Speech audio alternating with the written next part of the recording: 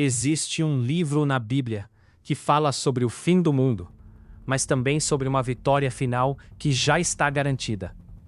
Cavaleiros montados em cavalos de cores diferentes. Um dragão vermelho tentando devorar uma criança recém-nascida. Selos que abrem catástrofes. Trombetas que anunciam julgamentos. Uma besta com o número 666. Uma cidade chamada Babilônia caindo em ruínas. E no final, um céu novo, uma terra nova, e uma cidade tão magnífica que a Bíblia diz que nem precisa de sol. Esse é o livro do Apocalipse, a última revelação de toda a Bíblia, escrita por um homem exilado numa ilha, sozinho, praticamente esperando a morte. E o que ele viu naquela ilha ainda hoje divide teólogos, aterroriza leitores desavisados e intriga o mundo inteiro há quase 2000 anos. Vamos percorrer, capítulo por capítulo, símbolo por símbolo, toda a jornada dessa visão. Não é uma história para assustar. É a revelação de que no fim, o mal perde e Deus vence. Fica comigo até o final, porque a última cena desse livro é, sem exagero, a mais bela de toda a Bíblia. Antes de mergulhar nas visões, você precisa entender quem escreveu isso e por quê. O autor se identifica como João, tradicionalmente reconhecido como o apóstolo João, já idoso nessa época, provavelmente perto do final do primeiro século. Ele escreve estando exilado na ilha de Patmos, uma pequena ilha no mar Egeu, usada pelo Império Romano como uma espécie de prisão a céu aberto para dissidentes políticos e religiosos. João estava ali, segundo o próprio texto, por causa da palavra de Deus e do testemunho de Jesus. Ou seja, ele foi exilado exatamente por pregar o Evangelho, numa época de forte pressão para que todos adorassem o imperador romano. É nesse contexto de perseguição real que ele recebe, num domingo, no dia do Senhor, uma visão avassaladora. Ele ouve uma voz forte como trombeta, atrás de si, mandando que ele escreva tudo o que vai ver, e envie para 7 igrejas específicas, na província da Ásia: Éfeso, Esmirna, Pérgamo, Tiatira, Sardes, Filadélfia e Laodiceia. Esse detalhe importa muito. O Apocalipse não foi escrito como um quebra-cabeça abstrato para ser decifrado só séculos depois. Ele foi escrito primeiro como uma carta urgente e real, para comunidades reais, sofrendo perseguição real, precisando urgentemente de esperança real. Entender isso muda completamente a forma como você vai ouvir tudo o que vem a seguir. A primeira coisa que João vê é a figura de Jesus Cristo, mas de um jeito completamente diferente do Jesus manso dos evangelhos. Ele aparece vestido com uma túnica longa até os pés, com uma faixa de ouro no peito. Os cabelos são brancos como lã, como a neve. Os olhos como chama de fogo. Os pés como bronze polido em fornalha. E a voz como o som de muitas águas. Na mão direita, ele segura 7 estrelas, e da boca sai uma espada afiada de 2 gumes. O rosto brilha como o sol em pleno vigor. Diante dessa visão, João, que havia sido íntimo de Jesus, cai como morto aos pés dele. E Jesus coloca a mão direita sobre ele e diz: "Não tenha medo. Eu sou o primeiro e o último, e o que vive. Fui morto, mas eis que estou vivo para todo sempre, e tenho as chaves da morte e do Hades." Essa cena inicial já entrega a mensagem central de todo o livro. Por mais assustadoras que sejam as visões que vêm a seguir, quem está no controle da história, do começo ao fim, é justamente esse Cristo ressuscitado e glorificado.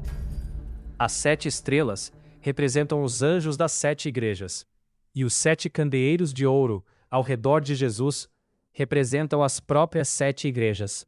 Nos capítulos 2 e 3, Jesus dita, uma por uma, cartas específicas para cada uma das 7 igrejas, e o padrão se repete. Ele elogia o que está certo, expõe o que está errado e faz um chamado ao arrependimento, com uma promessa para quem vencer. Éfeso é elogiada pelo trabalho e discernimento, mas repreendida por ter abandonado o primeiro amor. Esmirna, que sofria perseguição e pobreza, recebe só elogio e encorajamento. Pérgamo é avisada por tolerar falsas doutrinas dentro da igreja. Tiatira é repreendida por tolerar uma falsa profetisa que levava os crentes à imoralidade. Sardes recebe um aviso duro. Tinha reputação de estar viva, mas estava espiritualmente morta. Filadélfia, junto com Esmirna, é uma das duas igrejas que recebem apenas elogio, por guardar a palavra com perseverança, mesmo tendo pouca força. E por último, Laodiceia recebe talvez a repreensão mais famosa de todo o livro. Uma igreja rica, autossuficiente, mas espiritualmente morna, nem fria, nem quente. E por isso, Jesus diz que está prestes a vomitá-la da boca. Essas 7 cartas funcionam como um espelho para qualquer igreja, em qualquer época. Existe o perigo de perder o amor original, de tolerar erro demais, de parecer viva por fora e estar morta por dentro, ou de estar tão confortável que se torna morna. Depois dessas cartas, a cena muda completamente, e João é convidado a subir e ver o que vai acontecer depois. No capítulo 4, uma porta se abre no céu, e João é levado, em espírito, para diante de um trono. Ele descreve alguém sentado no trono, com aparência de pedras preciosas. Um arco-íris ao redor parecido com esmeralda. 24 tronos menores ao redor, com 24 anciãos vestidos de branco. Relâmpagos e trovões saindo do trono, 7 tochas de fogo representando os 7 Espíritos de Deus. E 4 seres viventes cobertos de olhos, com aparência de leão, boi, rosto de homem e águia voando, que não param de dizer dia e noite: Santo, Santo, Santo é o Senhor Deus Todo-Poderoso, que era, que é e que há de vir. No capítulo 5, João vê um rolo selado com 7 selos na mão direita de quem está sentado no trono. E um anjo pergunta em alta voz quem é digno de abrir aquele rolo. Ninguém no céu, na terra ou debaixo da terra é encontrado digno.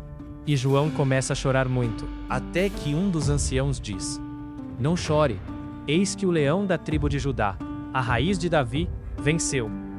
Mas quando João olha para ver esse leão vitorioso, o que ele vê é surpreendente. Não é um leão, é um cordeiro, com marcas de ter sido morto, em pé no meio do trono.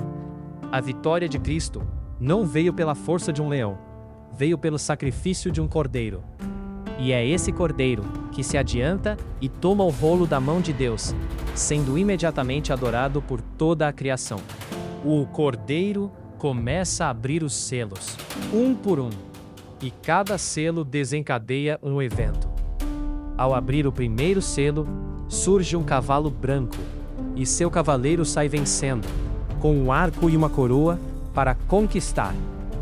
Ao abrir o segundo selo, surge um cavalo vermelho fogo, e seu cavaleiro recebe poder para tirar a paz da terra, fazendo com que as pessoas se matem umas às outras. Ao abrir o terceiro selo, surge um cavalo preto, e o cavaleiro carrega uma balança na mão, símbolo de escassez e fome. Ao abrir o quarto selo, surge um cavalo amarelo pálido, e o nome do cavaleiro é Morte, seguido de perto pelo Hades, recebendo autoridade sobre uma quarta parte da terra, para matar pela espada, pela fome, pela peste e por feras selvagens. Esses 4 são os famosos 4 cavaleiros do Apocalipse: conquista, guerra, fome e morte. Ao abrir o quinto selo, João vê as almas dos que foram mortos por causa da palavra de Deus, debaixo do altar, clamando: Até quando, ó soberano, santo e verdadeiro, para julgares e vingares o nosso sangue? Eles recebem vestes brancas e são instruídos a esperar um pouco mais. E ao abrir o sexto selo, acontece um terremoto violento, o sol escurece, a lua fica vermelha como sangue, as estrelas caem do céu, e todo o mundo, reis, generais, ricos e escravos, se esconde apavorado, pedindo às montanhas e às rochas que caiam sobre eles e os escondam da ira do Cordeiro. Antes de abrir o 7º e último selo, a narrativa faz uma pausa dramática, no capítulo 7. 4 anjos seguram os 4 ventos da terra, impedindo qualquer vento de soprar, até que um selo de proteção seja colocado na testa dos servos de Deus. João então ouve o número dos selados: 144.000, 12.000 de cada uma das 12 tribos de Israel. Mas logo depois, ele vê algo ainda maior: uma multidão tão grande que ninguém conseguia contar, de todas as nações, tribos, povos e línguas, vestidos com vestes brancas, com palmas nas mãos, diante do trono e do Cordeiro, clamando: a salvação pertence ao nosso Deus, que está assentado no trono, e ao Cordeiro. Um dos anciãos explica a João quem são essas pessoas. São os que vieram da grande tribulação, que lavaram suas vestes e as branquearam no sangue do Cordeiro. E a promessa para eles é linda: nunca mais terão fome, nunca mais terão sede. E Deus enxugará toda lágrima dos seus olhos. É um respiro de esperança bem no meio da tensão crescente da visão. O 7º selo é finalmente aberto. E o resultado é o silêncio no céu por cerca de meia hora. Um silêncio pesado de expectativa. Em seguida, 7 anjos recebem 7 trombetas.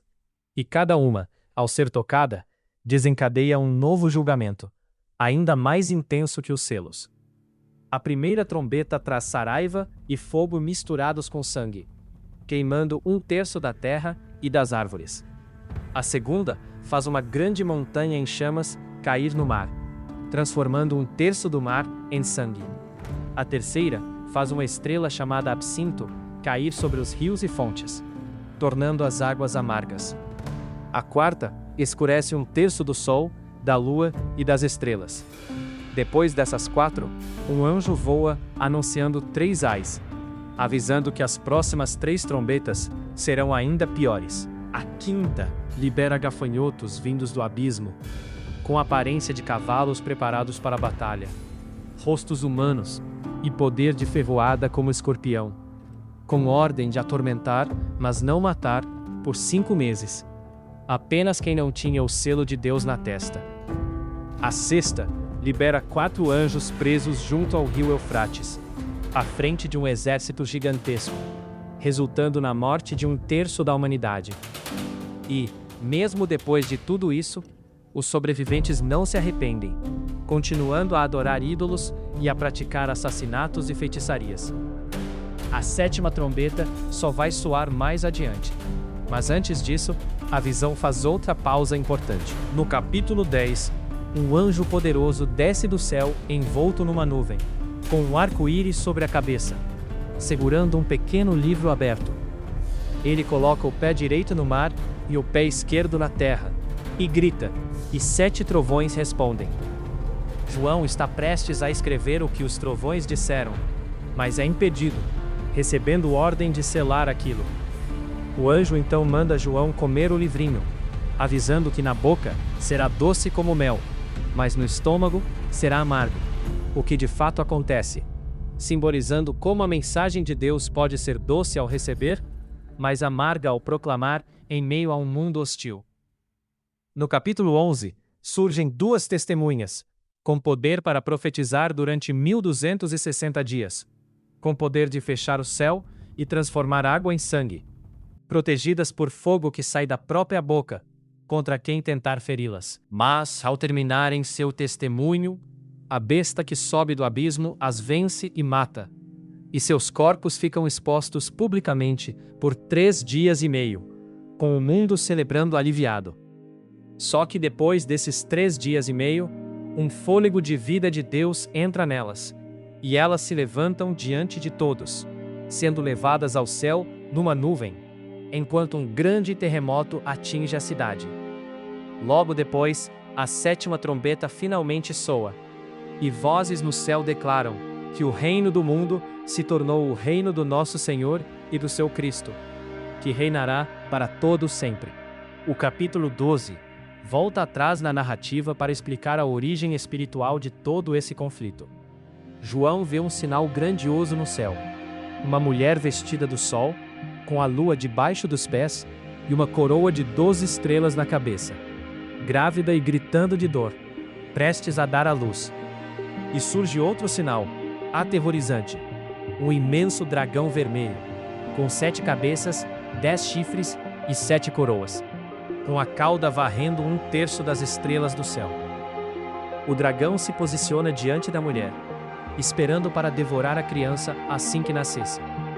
Mas quando o filho nasce, um filho que vai reger todas as nações com cetro de ferro, ele é arrebatado para junto de Deus. E a mulher foge para o deserto, para um lugar preparado por Deus. Em seguida, estoura uma guerra no céu.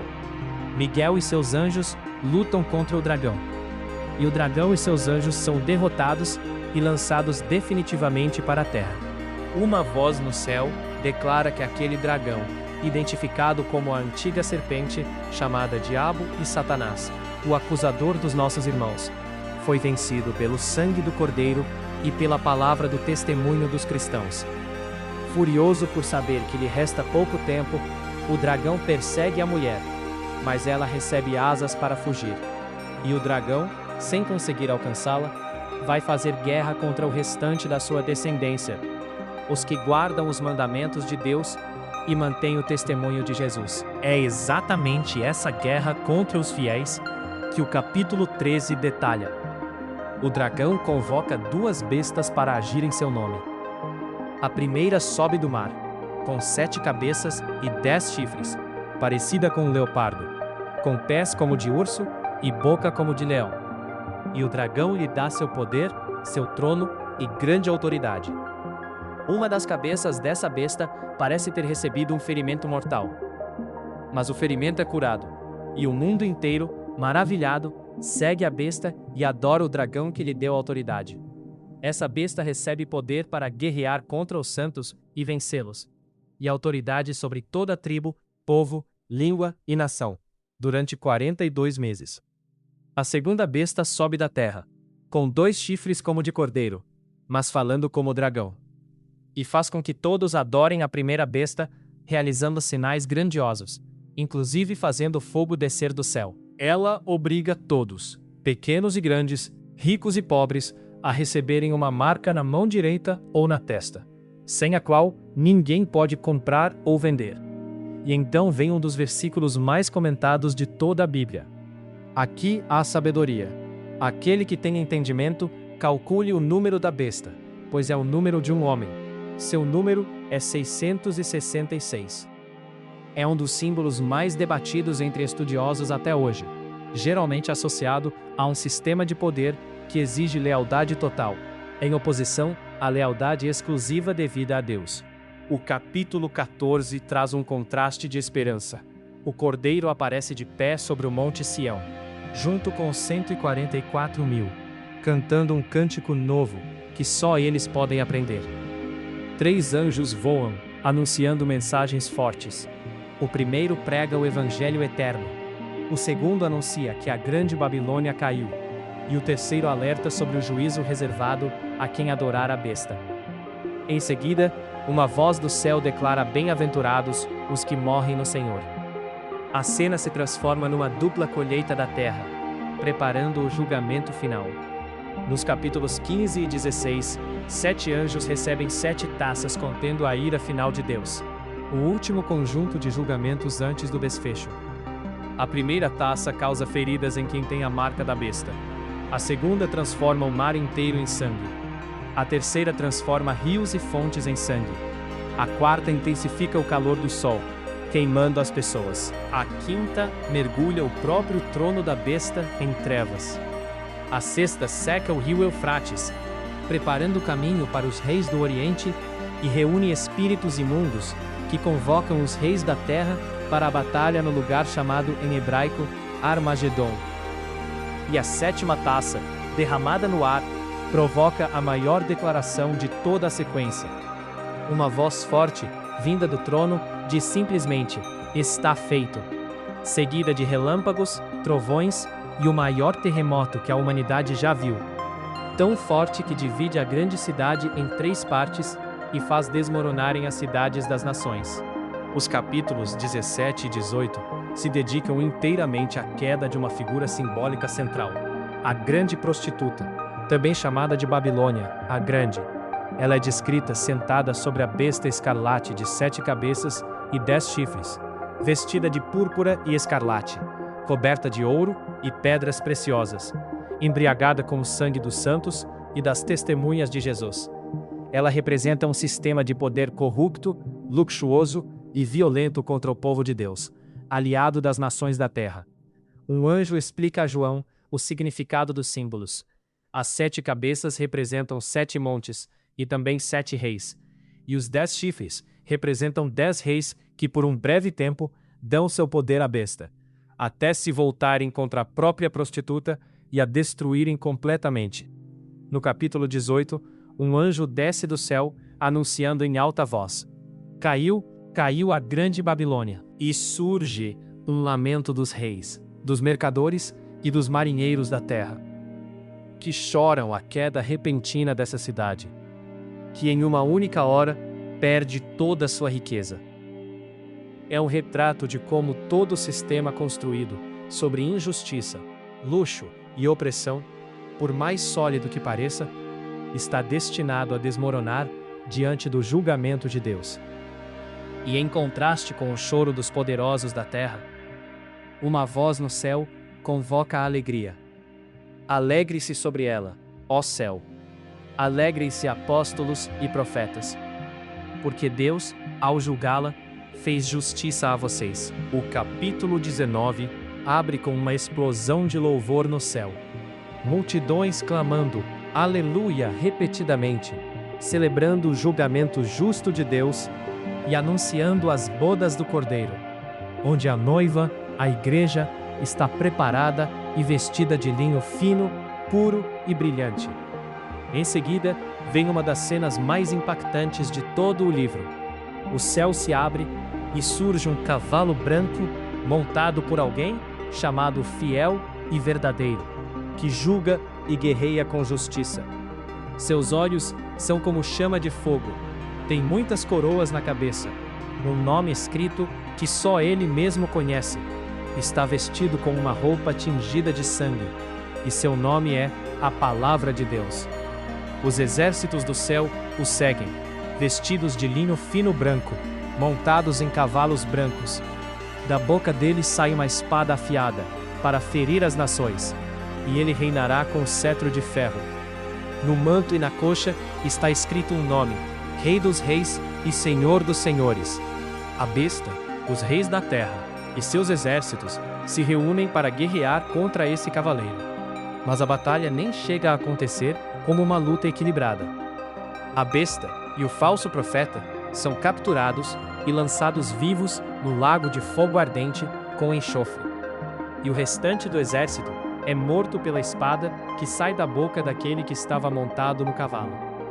É o fim definitivo e completamente unilateral de todo o poder que se opôs a Deus ao longo de todo o livro. O capítulo 20 traz um dos temas mais discutidos entre os estudiosos: o milênio. Um anjo desce do céu com a chave do abismo e uma grande corrente. Prende o dragão, identificado novamente como a antiga serpente, o diabo e Satanás, e o lança no abismo, selando-o ali por 1000 anos, para que não engane mais as nações até que esse período se complete. Durante esse tempo, João vê tronos, e sobre eles são sentados aqueles a quem foi dada a autoridade para julgar, incluindo as almas dos que foram degolados por causa do testemunho de Jesus, que não adoraram a besta, nem receberam sua marca. Eles voltam à vida e reinam com Cristo durante os 1000 anos.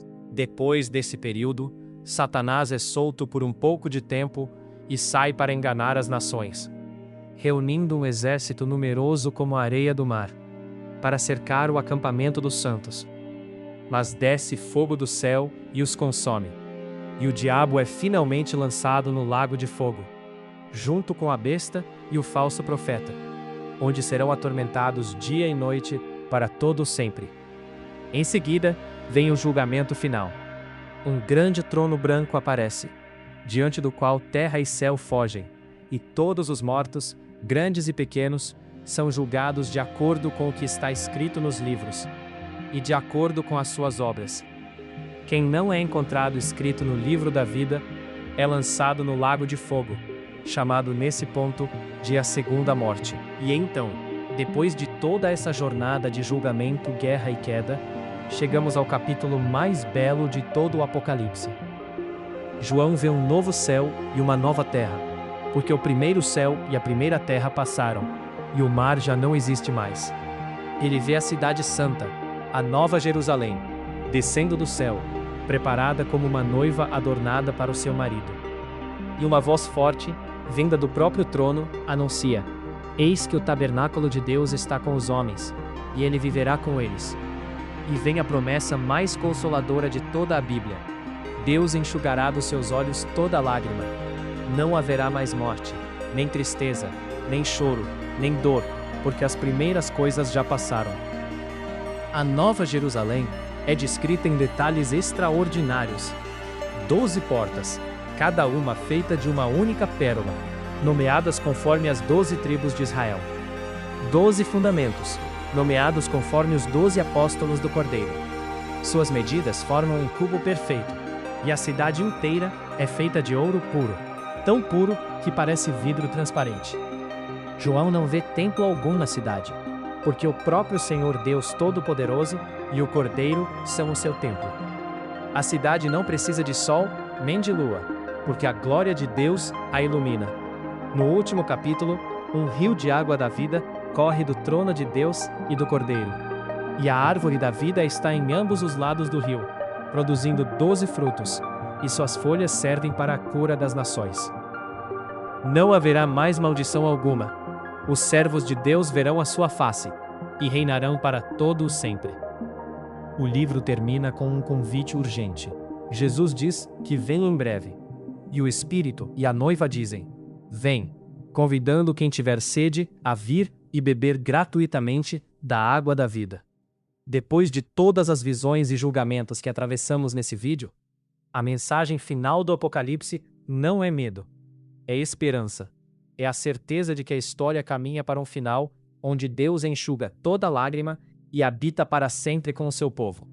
Se essa jornada pelo Apocalipse te impactou, deixa nos comentários qual dessas visões mais te marcou e se inscreve, porque a próxima história bíblica que vai te confrontar já está a caminho.